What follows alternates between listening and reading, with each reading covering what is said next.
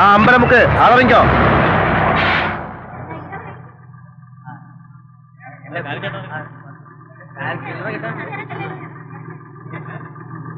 അയ്യോ, ഒരാളോട് അങ്ങനുണ്ട്.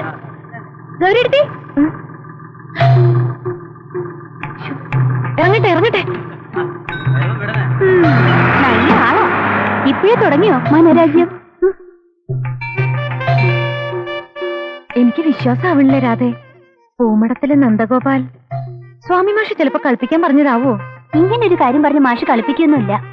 ഇത്രയ്ക്ക് പേരും പ്രശസ്തിയുള്ള ഒരു IAS കാരൻ ഒരു പാവം മാഷിന്റെ മോളെ കല്യാണം കഴിക്കാന്ന് വെച്ചാ ആർക്കാ അറിയാത്ത പി എന്ന് പേര്? ഭാഗ്യം അങ്ങേർക്കാന്ന എന്റെ തോന്നല്.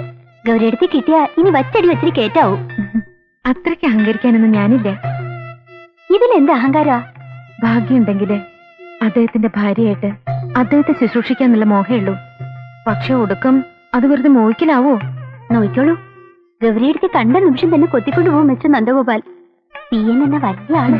അതിനെ കണ്ടിട്ട് വേണ്ടേ? അതാ പറഞ്ഞത് ചെറിയവര് പറയുമ്പോ ചെവിട്ടില് കേൾക്കണോന്ന്. ഞാൻ എത്ര തവണ പറഞ്ഞതാ മഞ്ഞസാരി ഉടുക്കാനായിട്ട്. ഏടത്തേക്ക് ആളെ കണ്ടാലറിയോ? പിന്നെ നന്ദ, ആ കുട്ടി അവിടെ കാത്തു നിന്നിട്ട് പോവും. പറഞ്ഞേക്കാം. വരുന്നു വരുന്നു വരുന്നു വരുന്നു വരുന്നു. മൂത്തവര് പറഞ്ഞ ആദ്യം എതിർക്കുക എന്നുള്ളതാണ് ഇപ്പോഴത്തെ ചെറുപ്പക്കാരുടെ ശാഠ്യം. നളൻ എന്ന് പറഞ്ഞ അപ്പൊ പുഷ്കരൻ എന്ന് പറയും.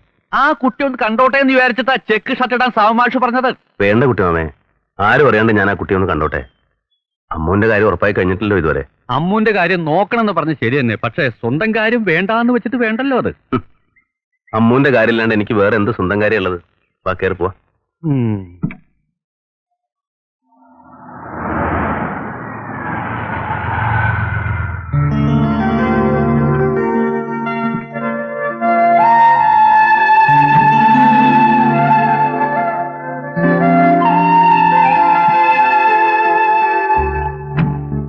വന്നിട്ടില്ലായിരിക്കും.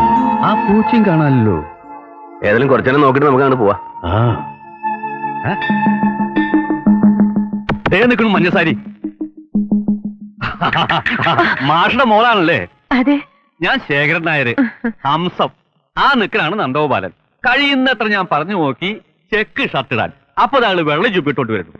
എന്താ ചെയ്യാ? പറഞ്ഞാ കേൾക്കണ സ്വഭാവം പണ്ടേ ഇല്ല. സാവുമാഷ് പറഞ്ഞിണ്ടാവൂലേ? ഏത് സാമി മാഷ്? അമ്മേ, ആനയെ കാണണെന്ന് പറഞ്ഞു. ഇനിയിപ്പോ ആനയെ കാണണ്ട, അമ്മയെ കണ്ടാ മതിന്ന്. ഇവിടെ എന്താ പ്രശ്നം? തലയ്ക്ക് സുഖമില്ലാത്ത ആളാന്ന് തോന്നുന്നു. നീ വാ. അപ്പൊ സാമിമാഷ് പറഞ്ഞ ആളല്ലേ? ഓരോരുത്തർക്കും ഓരോ അബദ്ധം പറ്റണത്. എന്തായി? സൈരന്ത്രി എന്ന് വെച്ച് ചെന്നപ്പോ ബ്രഹന്തള കൂടെ ഒരു ആനക്കാരനും വഷളായി. ആ പൂച്ച വരട്ടെ, എന്നിട്ടാവും ബാക്കി പകർന്നാട്ടം. ഭഗവാനേ.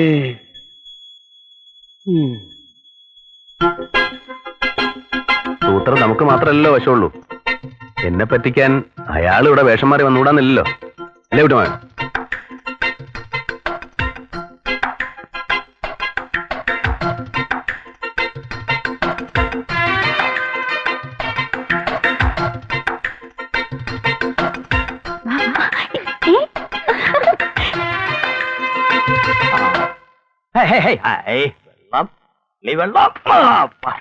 എവിടെ പോയി?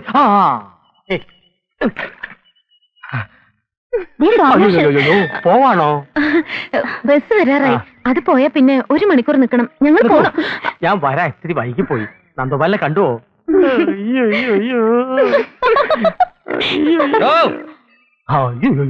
താനെന്തൊരു പൂച്ചയുടെ പൂച്ച. പറയണ വാക്കിന് വ്യവസ്ഥ വേണം. 2 മൈലിലെ വളം അങ്ങോട്ട് തിരിഞ്ഞുട്ടേ ഒട്ടി ടയറേ. ഇപ്പതേ നേരെ ഇത്രയായി. മാഷയുടെ മകൾ ഇപ്പൊ അങ്ങോട്ട് പോയതേ ഉള്ളൂ. കണ്ടില്ലേ? കണ്ടു കണ്ടു കണ്ട് ഇളിഭരായി. 5 വയസ്സുള്ള ഒരു കുട്ടി. എവിടെ? ഒക്കത്ത്. അയ്യോ, 5 വയസ്സുള്ള കുട്ടി ഒക്കത്തോ? അപ്പൊ കുട്ടിയെ കണ്ടില്ലേ? ആനയെ കാണാൻ പോയിട്ട് അമ്മയെ കാണാൻ വന്ന കുട്ടി. അപ്പൊ പെൺകുട്ടിയെ കണ്ടില്ലേ? അത് തന്നെ. അതെ അതെ, ആ ബസ്സിൽ കയറുന്ന കുട്ടിയാണ്.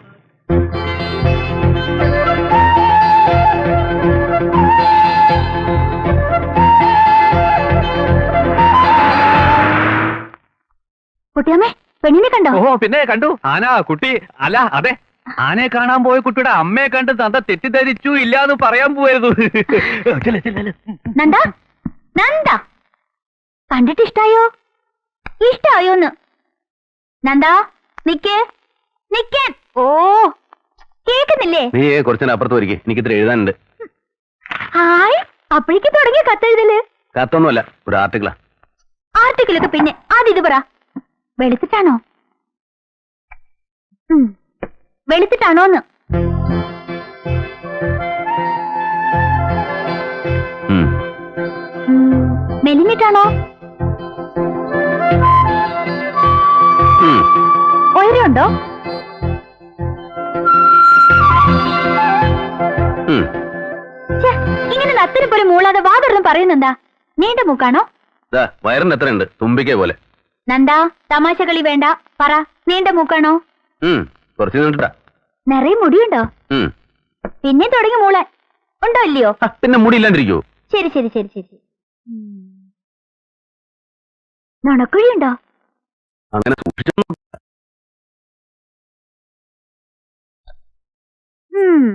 ദേ, ഇങ്ങനെ തന്നെയല്ലേ ഗൗരി?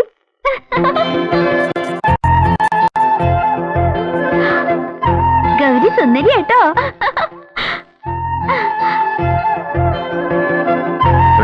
ആ, നന്ദൻ വേറെ വരച്ചു. എന്നിട്ട് വലിയ പത്രക്കാർക്ക് അയച്ചു കൊടുക്ക്.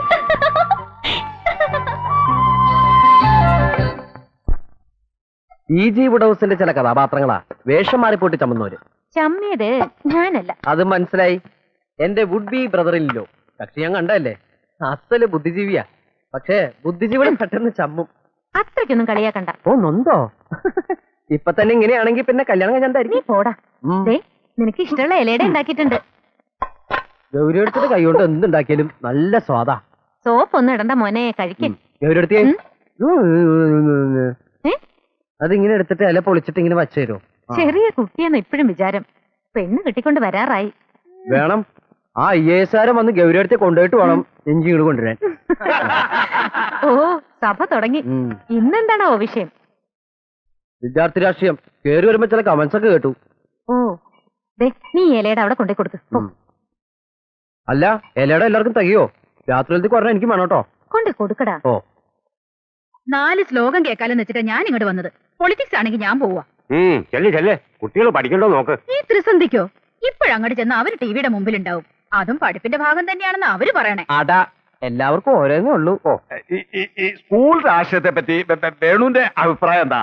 എന്റെ അഭിപ്രായം അടയില് കുറച്ചുകൂടി നാളികേരാവായിരുന്നു.